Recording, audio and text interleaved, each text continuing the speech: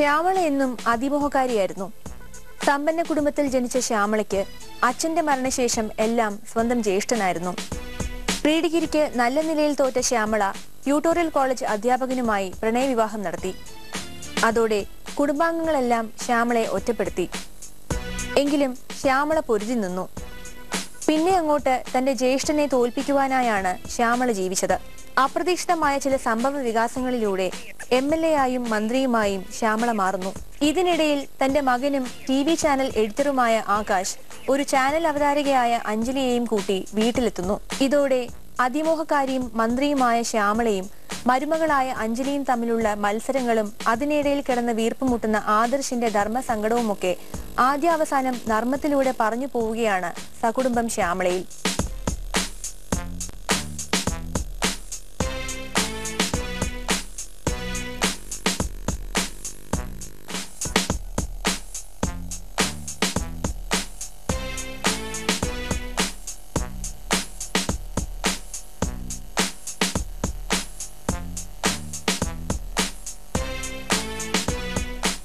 പേര് സൂചിപ്പിക്കുന്ന പോലെ തന്നെ ശ്യാമള എന്ന് പറയുന്ന ഒരു ഒരു സാധാരണക്കാരിയായ ഒരു വീട്ടമ്മയുടെ ജീവിതവും പുള്ളിക്കാരുടെ കഥയുമാണ്.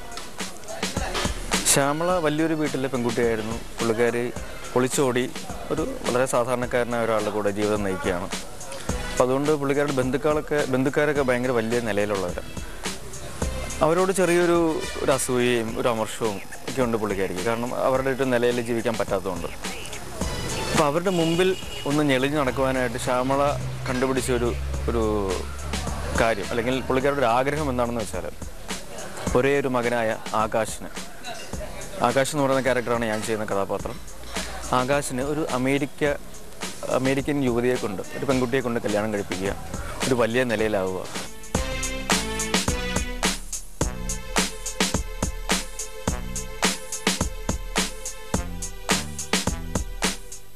ഇതിൽ വാസുദേവൻ എന്ന് പറഞ്ഞൊരു കഥാപാത്രമാണ് ഞാൻ അവതരിപ്പിക്കുന്നത്.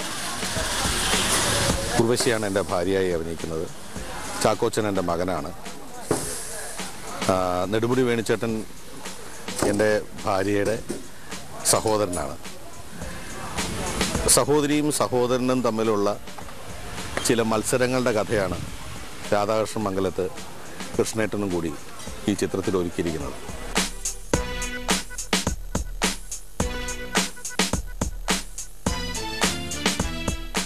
എല്ലാ മനുഷ്യരുടെ ഉള്ളിലും ഒരു അതിമോഹി എവിടെയോ ഉറങ്ങിക്കിടപ്പുണ്ടായിരിക്കും. പ്രത്യേകിച്ചും ഇടത്തരക്കാരുടെ മനസ്സിൽ ചുറ്റും കാണുന്ന സമ്പന്നരുമായിട്ടായിരിക്കും അവരുടെ ജീവിതം അവർ താരതമ്യം ചെയ്യുന്നതും ആ സമ്പന്നതയിലേക്ക് എത്തിച്ചേരാൻ അവർ ആഗ്രഹിക്കും. തീർച്ചയായിട്ടും ഒരു ഇടത്തരക്കാരുടെ ഉള്ളിൽ ഉറങ്ങിക്കിടപ്പുണ്ട് ഒരു ദുരാഗ്രഹമെന്നോ അത്യാഗ്രഹമെന്നോ അതിമോഹമെന്നോ ഒക്കെ പറയുന്ന ആ വികാരം.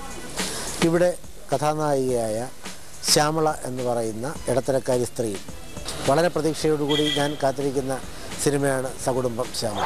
ഞാൻ മിനി സ്ക്രീനിൽ നിന്ന് ആദ്യമായിട്ട് ചെയ്യുന്ന സിനിമയാണ് സകുടുംബം ശ്യാമള.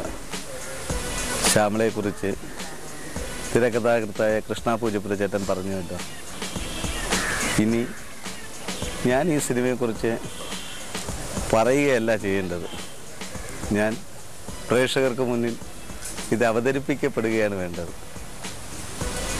എന്നാലാവുന്ന രീതിയിൽ ഞാനിത് ഭംഗിയായി ചെയ്യുന്നു എന്ന് ഞാൻ വിശ്വസിക്കുന്നു. ബാക്കിയൊക്കെ നിങ്ങളുടെയല്ല. നിങ്ങൾ കാണുക, വിലയിരുത്തുക. നന്ദി.